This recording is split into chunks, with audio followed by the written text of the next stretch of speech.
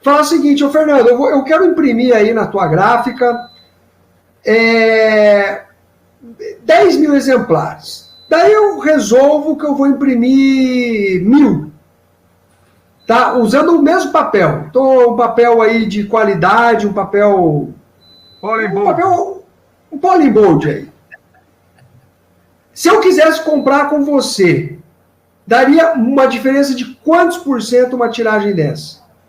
Fernando, esse percentual ele varia muito de acordo com o seguinte: você tem tiragem, você tem formato, você tem número de página, você tem cores do trabalho, se uma cor ou 4 cores, você também tem o tipo de acabamento. Se o livro tem orelha, se o livro é capa dura, se o livro é costurado ou fresado com PUR. Então, todas essas variáveis vão impactar nesse custo final. Entendeu? E os custos fixos, os custos fixos? Hein? Fora os custos fixos da chapa, essas coisas? Sim, fora os custos fixos. Porque quando você tem um trabalho em uma cor e um trabalho em 4 cores, só de custo fixo você já tem 4 vezes mais. Você gastaria uma chapa, vai passar a gastar 4 por lado de caderno. Ou 8 chapas por caderno, ou 2 chapas quando forem 2 cores. E aí você tem o formato do trabalho, adequar ao formato do papel fabricado. Se ele é A5, se ele é um 1723, se ele é um A4, se ele é um 2128. Existem formatos de papéis definidos para que você tenha economia desses aproveitamentos. Entendeu? Aí você tem a facilidade do trabalho. Costurado, se você vai fazer capa dura. Hoje em dia, já há algum tempo, o acabamento PUR, que é a cola de poliuretano, que é uma cola super resistente, e quanto mais tempo ela passa, quanto mais velho fica o livro, mais flexível ele fica na colagem, na lombada, não solta a página, você pode rasgar a página, mas não vai soltar. Jamais. Entendeu? Então, na minha concepção, funciona melhor do que na costura. Na costura, você consegue fazer uma guilhotina e tirar 4 páginas de um livro, e ninguém percebe. Mas você não pode fazer isso numa colagem PUR, porque ela não vai soltar, ela vai rasgar. Ou você vai cortar lá na lombada e todo mundo vai ver que está cortado. Entendeu? Então, essas variáveis de custo, de tiragem, de formato, de tipo de papel, isso é muito relativo com relação a esses pontos. Tá, mas se a gente considerar, por exemplo, uma coisa padrão, capa dura, costurado, o papel, o mesmo formato, a mesma coisa, só mudando a tiragem, dá uma variação muito grande? Quando você passa de um trabalho cartonado, capa cartonada, por exemplo, e aí pode ser com orelha ou sem orelha, para um trabalho capa dura, numa tiragem de 1.000 ou 2.000, você tem de custo unitário de 5 a 100 reais a mais por exemplar. 5 a 6 reais a mais. A mais. Por quê? Você tem o trabalho de contraplacagem do cartão Paraná com o couché, que é o revestimento. Você tem as guardas que você não existiria no outro tipo de trabalho, no outro tipo de livro, que é o livro com capa em cartão. E você tem que ter a costura de qualquer maneira. Então, você agrega... O que é contraplacagem, Fernando? É você colar aquele papel externo da capa no cartão Paraná. Aquele cartão cinza, que na parte de dentro vai estar forrado com a guarda. Entendi. E aí essa guarda é um papel mais grosso, você não teria no cartão. É um papel laminado, você não teria esse item. O formato da capa ele é maior, porque tem aquele debru, são aquelas áreas que viram na capa para dentro para dar aquele acabamento da capa. Entendeu? Então, tudo isso vai mudando o preço e você não consegue ter um parâmetro de dizer se você fizer em tal papel ou em tal formato, o aumento é de X ou a redução é de Y. Não tem como. Isso tem que fazer cálculo para cada título. O Vale está cansado de pedir quantos por cento aumenta se eu fizer isso. Não pode ser percentual. Tem que calcular, porque não dá para fazer As nossas tiragens... Agora, quando você faz a tiragem de 1.000, 2.000, 3.000, 4.000, 5.000, você vai tendo um desconto gradativo, né? Mas chega um ponto que não tem mais como dar desconto. Você né? tem uma redução do custo unitário gradativo pelo seguinte: quando você tem um custo fixo para um trabalho, esse custo fixo ele independe de tiragem. Então, você agrega todas as chapas, as montagens, provas, e aí você vai começar a trabalhar. Acerto de máquina.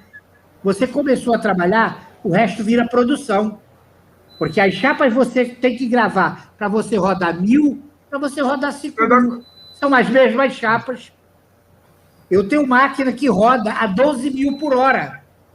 Então, você fazer 1.000 de tiragem, 5.000 de tiragem, o custo fixo é quase o mesmo. E aí vocês, poxa, não tem quase diferença de eu fazer 1.000 ou 5.000? Porque o meu tempo de produção é o mínimo. Aí vai ter só o preço do papel, ou a quantidade de papel, né? A variável vai ser papel. A tinta também, a tinta também. Tinta também.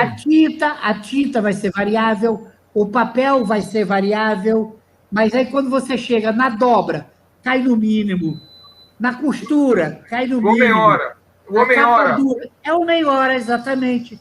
Aí a capa dura, é unitário. Ô, Fernando, mas se eu chego para você e faço o seguinte, vamos supor que antes de começar essa crise aí, vamos dizer que tá tudo beleza, não tinha pandemia nem nada. Eu falo, Fernando, eu quero imprimir com você aí, eu vou imprimir os próximos trabalhos com você, mas eu queria comprar com você o papel antecipado.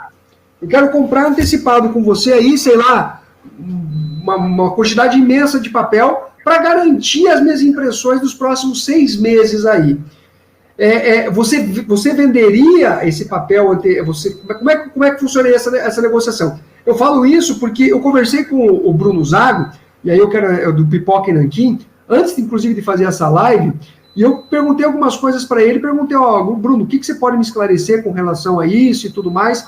E o Bruno sempre é muito transparente, e ele falou, olha, Fernando, até abril a gente já fez uma compra anterior, então a gente não vai sofrer, pelo menos até abril, com os reajustes, porque ele já adiantou essa compra. Mas ele falou, depois, cara, a gente tá aqui se matando para ver como é que a gente vai fazer isso. Então, como é que funciona isso daí? Teria essa possibilidade? Como é que seria? Eu imagino que isso é um tiro no pé. Para a gráfica? Sim. Imagina eu comprar 50 mil reais de papel, botar dentro do almoxarifado, e eu vou vender esse papel até o final do ano por esse mesmo preço? Que capitalista sou eu? Que empresário sou eu? Eu vivo de lucro, você vive de lucro, todos nós vivemos de lucro. Né? Obviamente, quando podemos ganhar um pouco mais, a gente tenta ganhar um pouco mais. Quando o mercado fica difícil, você tem que se adaptar. A margem baixa, cai assustadoramente e você mantém. Demite pessoal, você tira regalias de funcionário, tira o carro de um, não dá gasolina para o vendedor. E aí você começa a arrumar as coisas. Mas no momento que você vai repor esse papel, como você vai repor esse papel? Eu vou tirar do bolso para bancar a editora que vai me comprar lá na frente? Não existe. Por isso eu te falei, antigamente eu tinha 200 toneladas de papel. Hoje eu não devo ter 30, 20, porque não vale a pena. O papel hoje que eu tenho em estoque, em almoxarifado, é o papel do meu dia a dia. É o papel de encarte para a farmácia, das revistas periódicas que eu tenho contrato, esse tipo de coisa. E o dia a dia, à medida que vai surgindo produtos novos, aí vai ao mercado e compra o papel.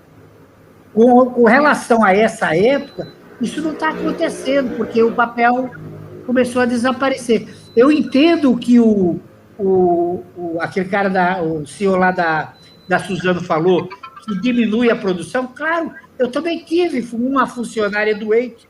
E aí o que aconteceu? O setor inteiro parou. A minha gráfica é um grão perto de Suzano. Ainda mais se for a sua orçamentista. Se for a sua orçamentista, então, né, Fernando? Foi a sua orçamentista. Foi? Pois foi. Então. Foi a minha orçamentista. Ela é central ali. Quer dizer, uma coisa que quase parou a empresa, porque como a gente tinha reduzido drasticamente todos os quadros, eu tinha um orçamentista. E aí a menina ficou 20 dias internada. Até hoje tem sequela, ela tem problemas pulmonares. Está fazendo reabilitação pulmonar. Agora, o cara me diz, porque a gente diminuiu. Eu concordo, eu aceito esse tipo de argumento. Mas a coisa fugiu muito ao controle. Eu acho que as pessoas acharam que a pandemia dura 2, 3 meses e tudo volta ao normal. E 2, 3 meses viraram mais 2, 3 meses e cada vez mais piorando mais ainda. Aí vem o aumento do consumo, do custo de combustível. O governo agora largou de mão tudo e deixou a Deus dará. O cara não tem dinheiro, vai fazer o quê? Não arrecada imposto? Ele vai bancar a estrutura como? O que ele está passando lá em grande escala, eu passo numa minúscula escala.